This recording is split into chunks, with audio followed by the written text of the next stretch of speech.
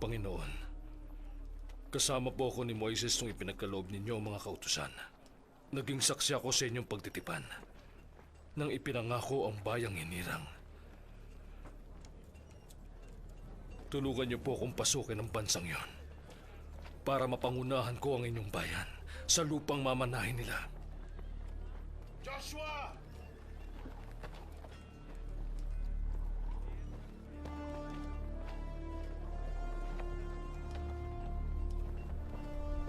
Iniligtas tayo ng Panginoon mula sa Ehipto. Ipinangako niya sa atin ang lupang yon. Hindi magtatagal. Yun ay mapapasa atin. Sumunod kayo sa akin.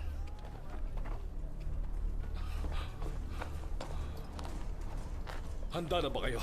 Oo, hahalugugin namin ang buong bayan. Humanap kayo ng maaari kong daanan. Sasakupin natin ang Jericho. Yun lang ang tanging hadlang patungo sa lupang ipinangako. Tayo na.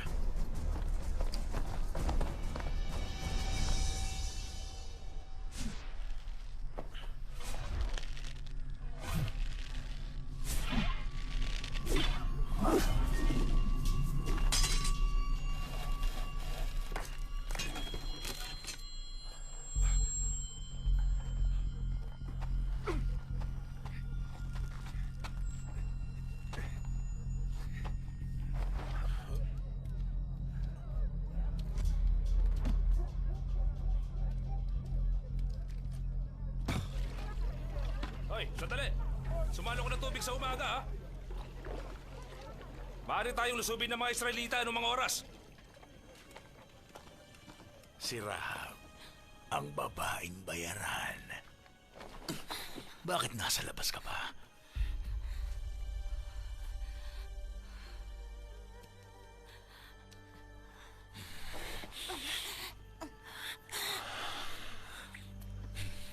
Umuwi ka na.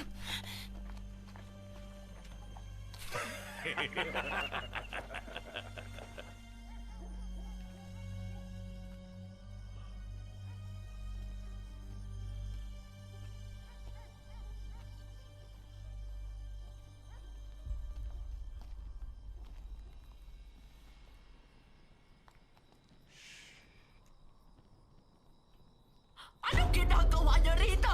Lumayas kayo! Layas! Mga Israelita!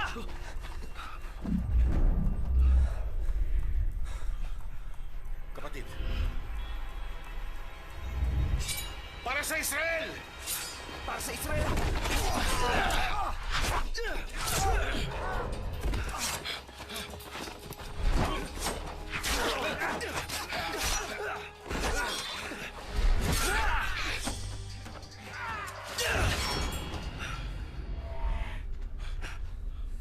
Dito tayo. Sumunod kayo! Magtawag pa kayo ng mga lalaki! Pumasok tayo dito. Mag-iingat ka.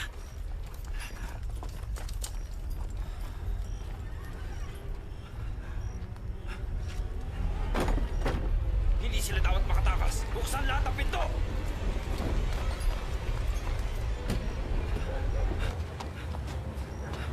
Dito tayo. Makinig kayo! Magsipasok kayo sa tahanan nyo! Dalian nyo!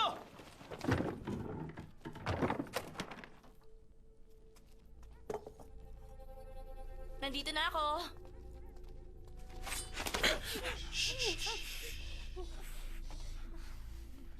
Huwag kang maingay.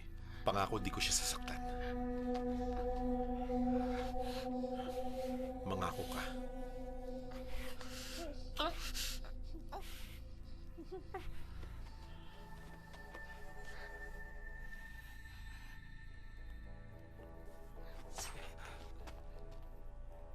Isa kang Israelita.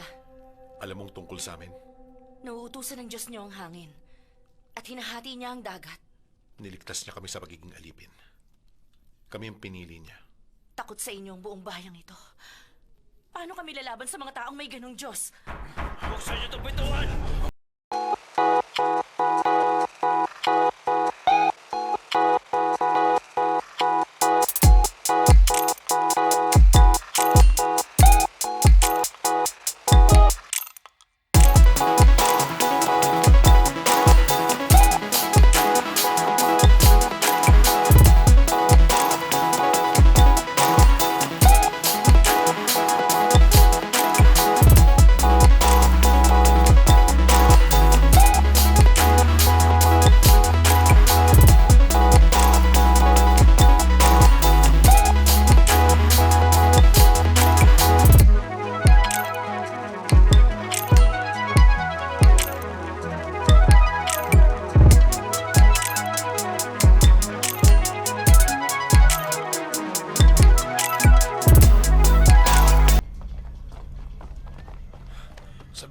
Nakakita ka ba ng daan? Saan ang kahinaan nila? Hindi sa pader. Ang kahinaan na sa puso nila. Joshua, may nakilala kaming babae. Sa palagay niya, hawak na ng Diyos ang bayan nila. Takot ang mga tao dahil alam nilang kasama natin ang Diyos. Kasama natin ang Diyos. Ngunit kailangan pa rin nating humanap ng daan.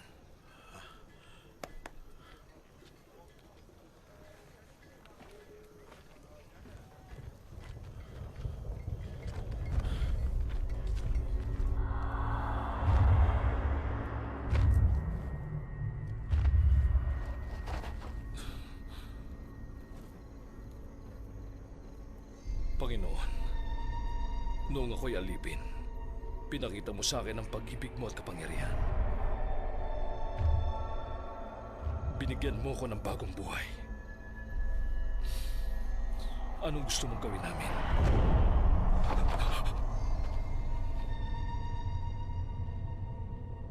Sino? Sino ka? Dalangin ko'y kakampi ka namin at hindi ng mga kaaway.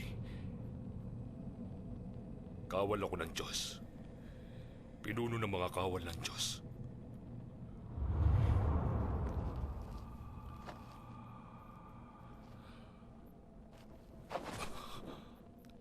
Anong gusto ng Diyos na gawin namin?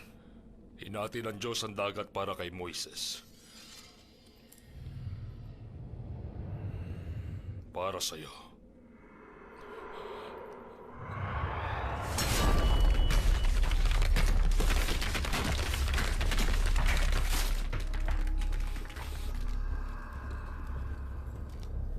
Hahatiin niya ang bato. Ito ang nararapat mong gawin. Maglalakad ka paikot ng bayan kasama ang mga tauhan mo 1 beses isang araw. Gawin niyo yun ng 6 na araw. Dalhin niyo ang kahon ng kasunduan kung saan naroon ang mga utos ng Diyos.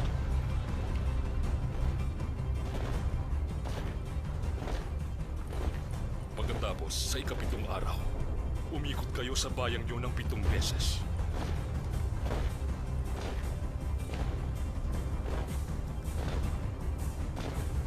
Hihipan ng mga pare ang mga sungay ng lalaking tupa. Kapag narinig nyo na ang tunog nito, sisigaw ang lahat ng malakas na malakas.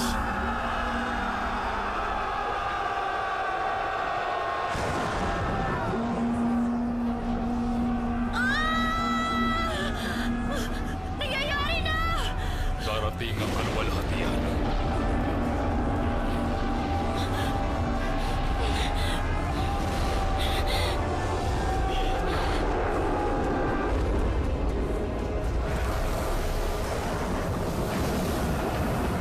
Siya ang tunay na lumikha ng mundo!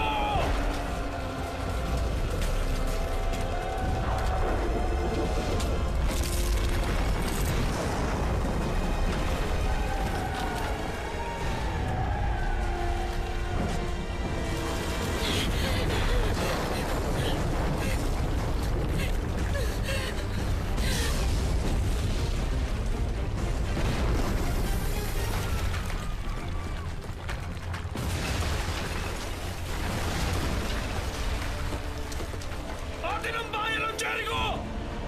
Ibibigay natin ang bayan ito sa Panginoong Diyos! Pasangin niyo ang lahat!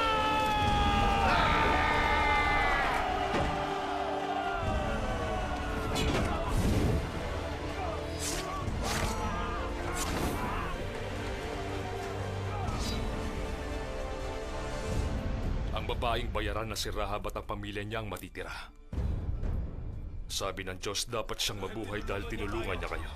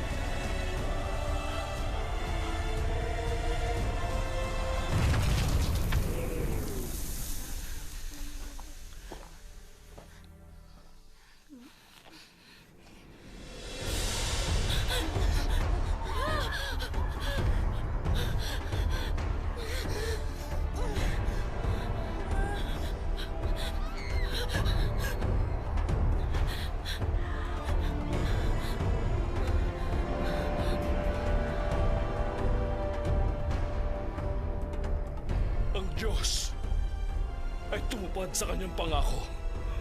Kung susunod tayo sa Panginoon, lahat ng bagay ay magagawa natin! Israel!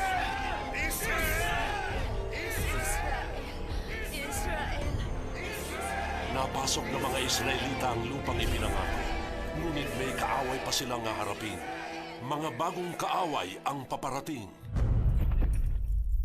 Ang mga Filisteo.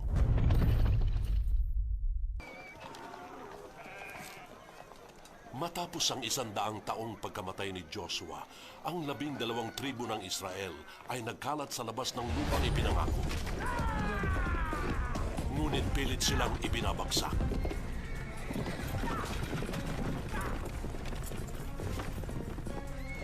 Armado at higit na sanay sa pakikipaglaban, malaking hamon ang mga Filisteo sa kanila. Ngayon wala na mga pinuno na gaya nila Moises at Joshua upang pagbuklarin sila. Isa na lang ang inaasahan ng mga Israelita sa panahong ito at tinawag silang mga hukom, mga tao na gaya ni Samson. Ina, tayo na.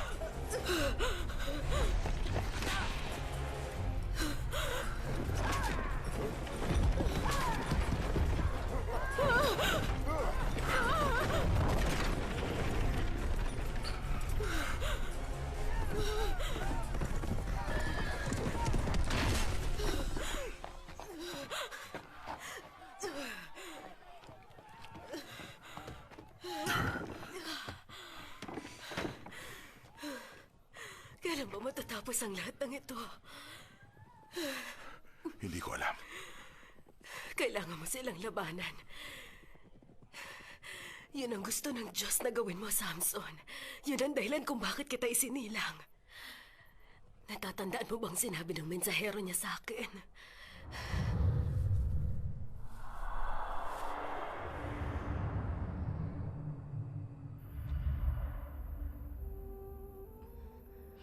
Huwag kang matakot. Kahit nabaog ka, bibigyan ka ng Diyos ng isang anak. Maraming salamat. Ngunit makinig ka mabuti. May mga alituntunin. Tiyakin mong hindi ka iinom ng alak at hindi ka kakain ng mga bawal. At kapag isinilang mo ng anak mo, hindi maaaring putulin ang buhok niya. Yun ang magiging tanda na isa siyang Nazareo. Ibibigay siya sa Diyos mula sa pagsilang hanggang sa kamatayan. Sisimulan niya na iligtas ang Israel mula sa mga Filisteo.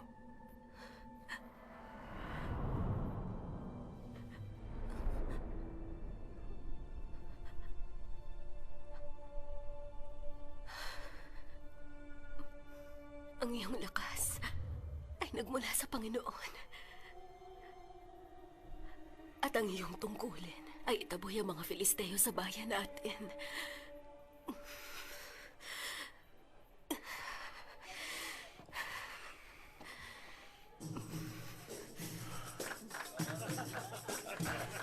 Sa halip na labanan ng mga Filisteo, umibig si Samson sa isang Filisteo.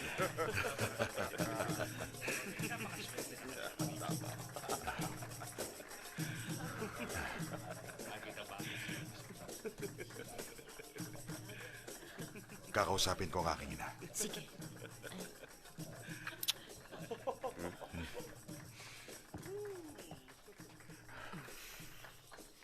Ina, hindi ba't ang pag-ibig ay nagmula sa Diyos? Ano pong nais mong gawin ko? Talikuran ng babaeng inibig ko dahil lamang sa isa siyang Filisteo? Ang pag-ibig mo ba'y magliligtas sa atin mula sa kanila?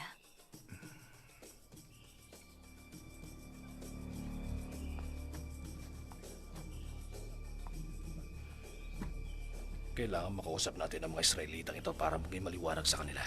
Hindi nila maaaring kunin ang mga kababaihan natin. Hindi maaaring magsama ang mga lahi natin. Paano natin siya harapin? Hindi siya ang haharapin natin. Buksan niyo ito! Nasaan si Samson? Hindi ko alam. Nasaan siya? Wala siya dito! Ama! Ama, wag! Wag! Ngayon na, Pakiusap! Wag! isa kang kahihiyan sa lahi ng mga Filisteo. Pakiusap! Huwag pakiusap! Pakiusap! Pakiusap! Huwag mo siya sasaktan! Ama! Pakiusap! Wag!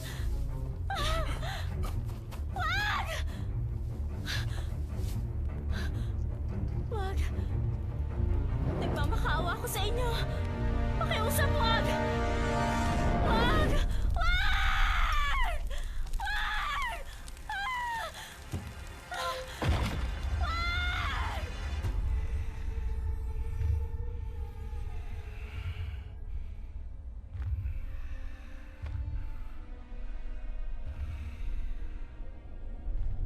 Para sa aking asawa.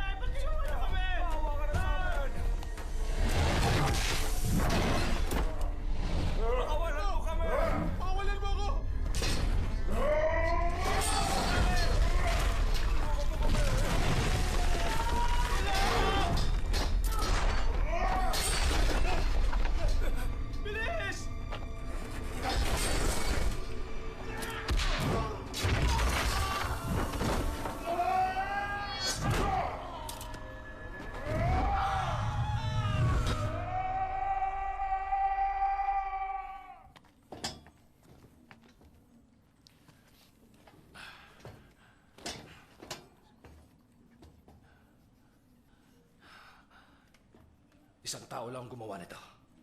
Nasaan siya? Dapat itong malaman ng mga kalahi niya! Ikaw! Ikaw ang magdadala kay Samson sa akin at hindi mo ako paghihintayin. At sa bawat araw na hindi ko siya makita, isa sa inyo ay mamamatay mula sa araw na ito.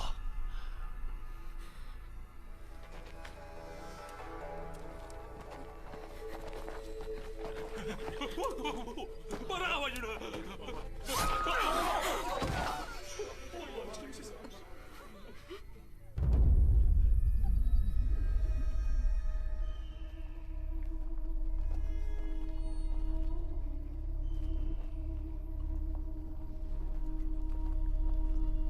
Samson!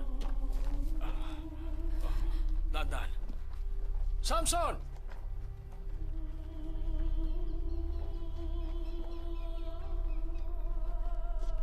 Samson? Samson, nandyan ka ba? Ina,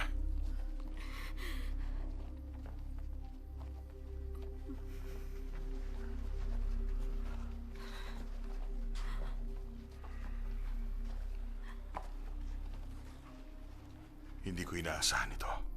Patawad, Ina. Naparito kami upang kausapin ka, Samson. Kausapin? Maaari bang tumigil ka na sa pagpatay? Pakiusap. Sa isang Filisteyong napatay mo, dalawang dumarating upang magiganti. Kung ano ang ginawa nila sa akin, yun din ang gagawin ko sa kanila. Mga Filisteyong namumuno sa atin ngayon. Kailangan gawin natin kung ano sa tingin natin ang tama. Hindi, Samson. Kailangan mong gawin ang nararapat para sa mamamayan mo. Para sa Diyos. Hindi para sa iyong sarili. Kailangan mo na sumuko, Samson.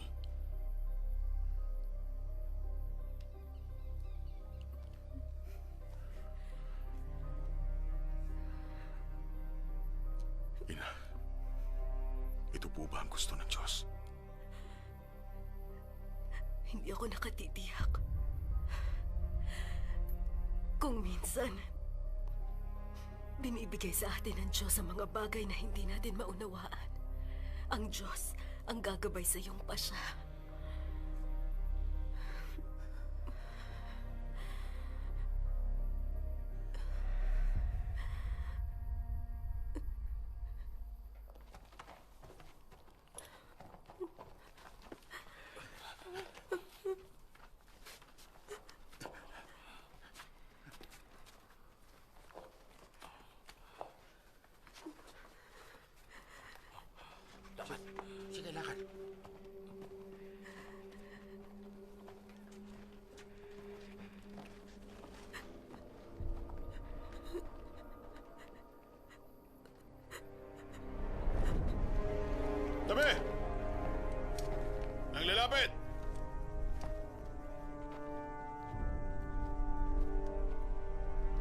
Nasa harap mo na ang iyong regalo Wala ako nakikita, kundi isang mamamatay tao.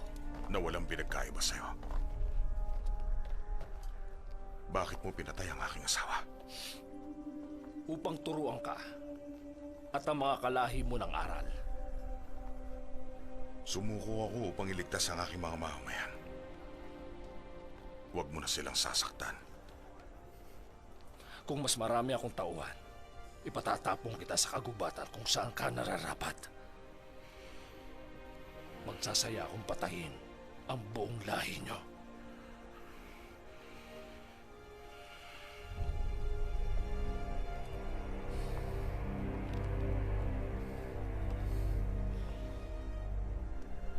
Patayin nyo na!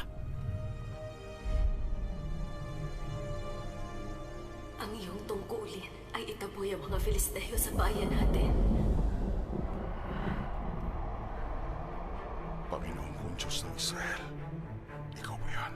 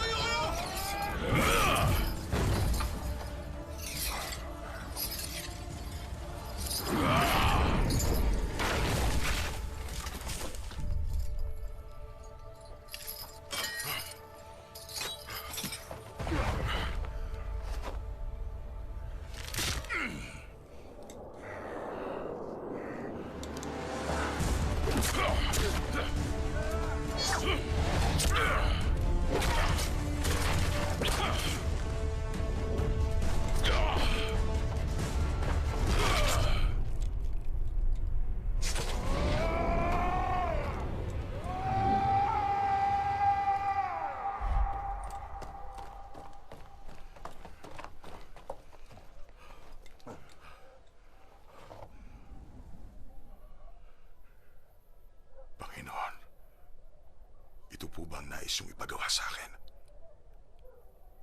Gabayan niyo ako pakiusap.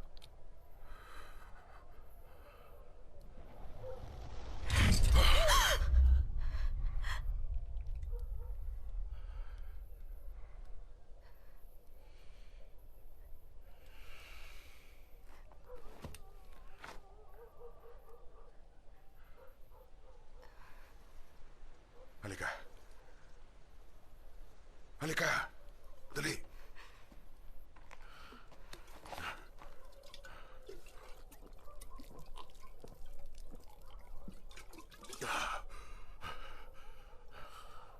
Maraming salamat. Anong pangalan mo? Ang pangalan ko ay Delilah.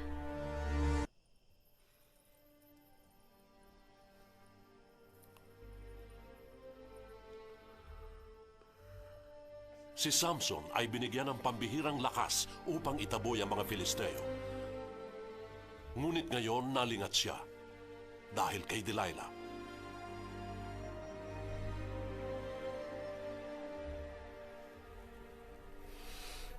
Mahal na Dagon, Panginoon at manlilika, Diyos ng aming lahi.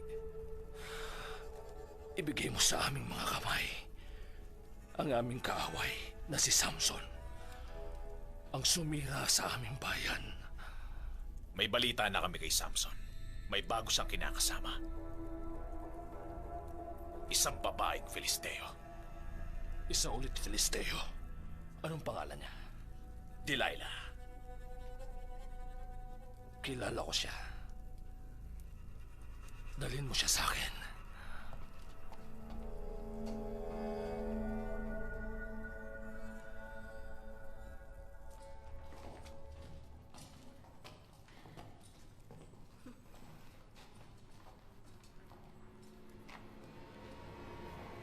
Delilah.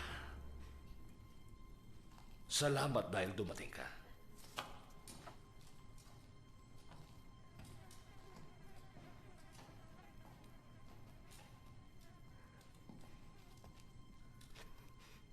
Napakaganda mo pa rin. Anong kailangan mo sa akin? Nais ko lang na makausap ka tungkol kay Samson. Di ko inakala yan. Ni isa sa amin, hindi inakala. Bakit kasama mo siya? Bakit nais mong malaman? Ibig mong sabihin, nag-aalala ka sa kanya. Mahal ka ba ni Samson? Tanungin mo na lang siya. Pinatay niya ang karamihan sa mga kalahi natin. Bago na siya. At nangyari noon nung magkakilala kami. Naniniwala ka sa kanya. Gagawin niya ulit ang pumatay hanggat hindi natin siya nabibigilan. Saan siya kumukuha ng lakas? Anong lihim niya? Hindi ko alam. Ayaw niyang sabihin. Pilitin mong sabihin niya. Nakita mo ba kung anong kaya niyang gawin? Marahil kailangan mo ito.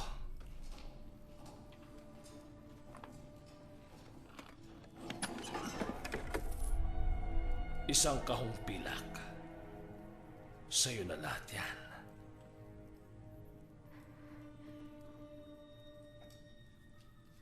Sandali lang. Hindi pa ngayon. Hanggat hindi mo inaalam ang lihim niya.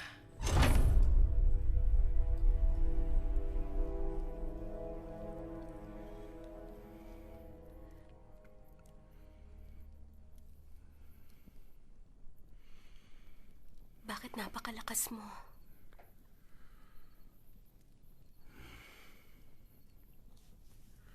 Kasama ko ang Diyos, Delilah. Siya ang nagpapalakas sa akin. Anong ibig mong sabihin? Kasama mo ang Diyos? Paano kanya pinalalakas? Baog si Ina. Binigyan siya ng Diyos ng anak.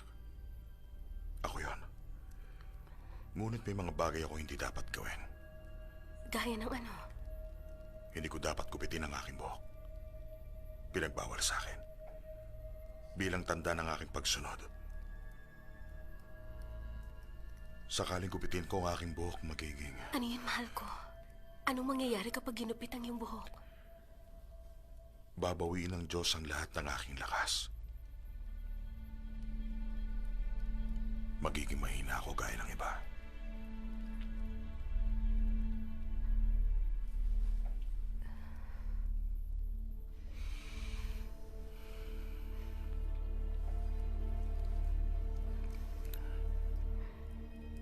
Hindi ka naniniwala sa akin? Hindi, Samson. Naniniwala ako.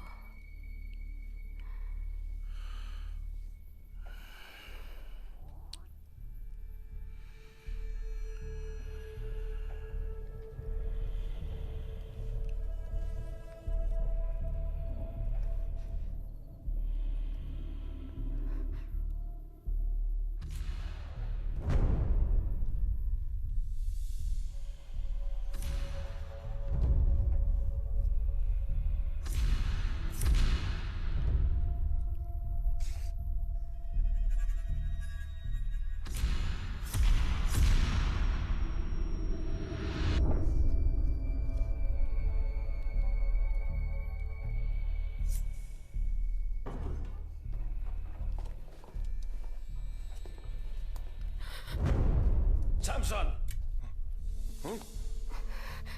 Takbin siya!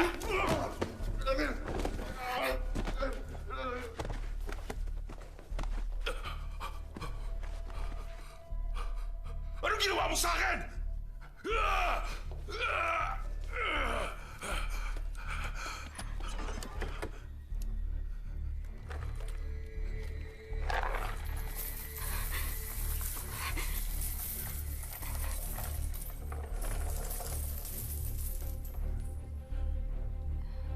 Huwag kang malungkot. Lahat mayroong gantimpala. Delilah.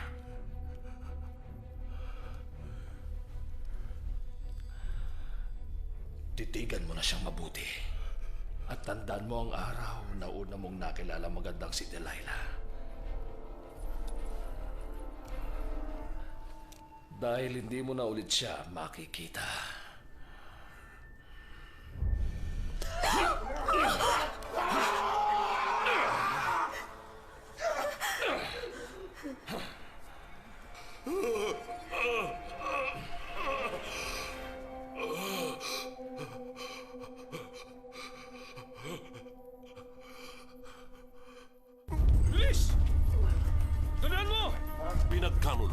binulag. Ang pakikidigma ni Samson sa mga Filisteo ay natapos na. At kasama doon ang pangarap ng mga Israelita sa bayang sinilang.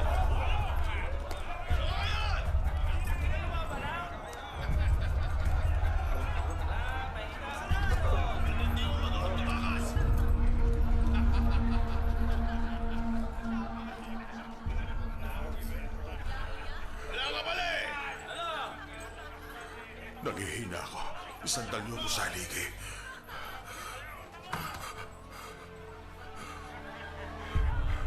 Panginoon, Tahimik! Panginoon. Kung ako po'y sa'yo, huwag niyo po akong kalimutan. Palakasin niyo pong muli ang katawan ko. Tumahimik ka na! Iniwan ka na ng Diyos mo, Samson. Ikaw, ang lalaking dumukot sa aking mga mata. Pinasasalamatan kita. Natulungan ako ng kadiliman upang mag-isip. Kinalimutan ka na ng sinasabi mong Diyos at binawi na niya ang lahat ng iyong lakas. Hindi. Mas nakikita ko siya ngayong bulag ako kesa dati. At gusto niyang wasakin ko ang lahat ng lahi ninyo!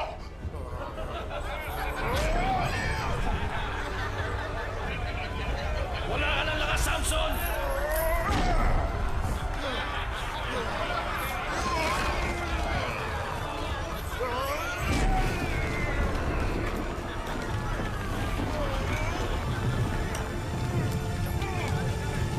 Pigilan niyo siya! Patayin niyo siya! Kilos na!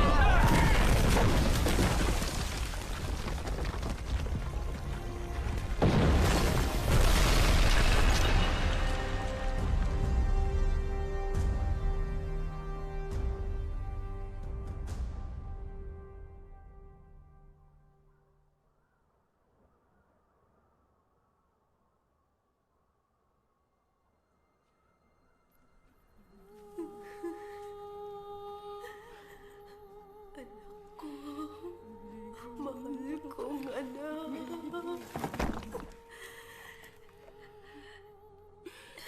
Nandito ako. Mahal kong Samson.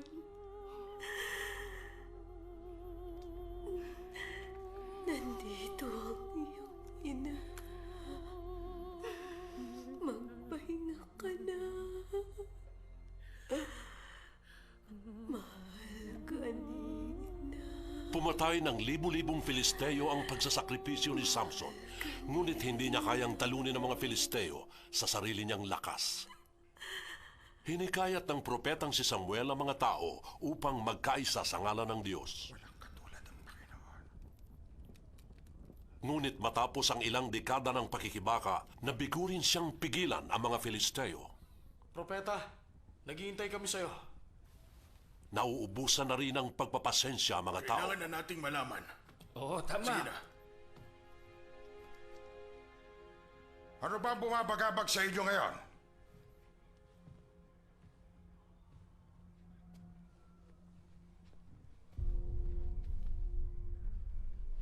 Ang totoo, nagpapasalamat kami. Ginabayan mo kami ng ilang taon. Panginoong Diyos ang gumabay sa atin. Samuel, hindi ka na bata gaya ng dati. Nag-aalala kami. Sino makikipag-usap sa Diyos kapag nawala ka? Sinong gagabay sa amin laban sa mga Filisteo? Ito ang mga anak ko magpapatuloy ng aking gawain. Gahama ng iyong mga anak. Pinalaki ko ang mga anak ko may pananampalataya at sumusunod sa utos ng Diyos. Lahat ng mga ginawa ko para sa inyo, nagampanan ko dahil sinunod ko ang nais ng Diyos para sa atin. Alam ng lahat na tumatanggap sila ng suhol. Hindi na nila may kakaila.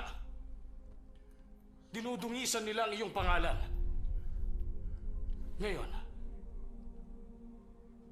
kapag namatay ka na, paano kung bumalik ang mga Filisteo at asahan namin ang iyong mga anak upang makipag-usap sa Diyos? Sasagutin niya kaya sila? Hindi. Hindi siya sasagot. Ngayon, anong nais ninyo? Isang hari. Nagaya ng ibang mga bansa. Ngunit tignan niyo ang gawain ng ibang mga hari. Naging malupit sila. Ginawa nilang alipin ang mga mamamayan niya. Hindi, kung siya ang pinili ng Diyos. At kung babasbasan niya ng isang manggagawa ng Diyos. At ikaw yon. Tatanggihan niyo ang ating Diyos? Di ba, pinangako ng Diyos ang lupaing ito? Ito ang kanyang kaharian. Siya ang nag-iisa nating hari. Pakikinggan ka ng ating Panginoon, Samuel. Kailangang humiling ka sa kanya na pumili ng hari natin. Iwan niyo ako. Lahat kayo. Ibinigay ko sa kanila ang lahat. Ngayon nais nila akong talikuran. Gayon din kayo, Panginoon. Ngunit kung nanaisin niyong mabigyan ko sila ng hari, yun po ang aking susundin. Ngunit sino naman kaya?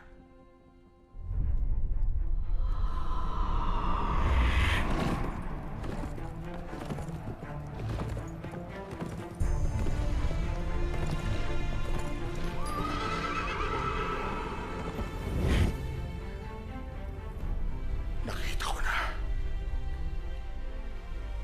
Hindi ako ang inyong napili.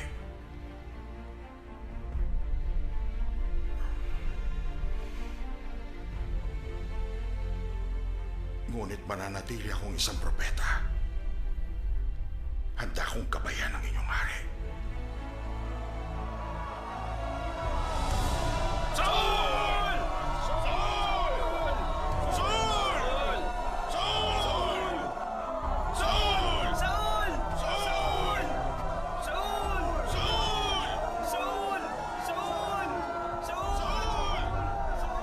Saul, maghari ka na may katarungan at may karunungan at ayon sa utos ng Panginoong Diyos. Binabasbasan kita bilang unang hari ng Israel.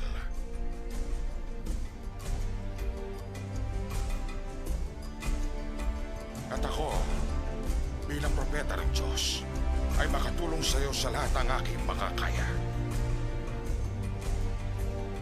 Doon nagsimula ang bagong panahon sa buhay ng mga Israelita.